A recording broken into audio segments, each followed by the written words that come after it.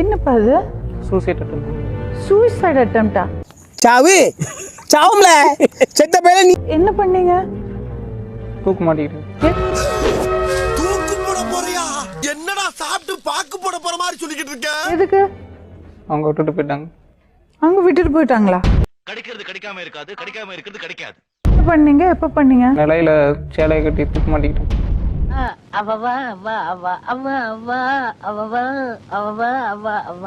அப்புறம் எப்படி இங்க அடிபட்டது? கீழே கயிறு அந்த சேலை அவுந்து விழுந்து வாழ்க்கைன்னா சில அடிகள் விழத்தான் யாப்பா. நாடிலையும் இதுலயும் அடி, காது 3 அடி. இன்னும் சாப்பிட முடியல மேடம்.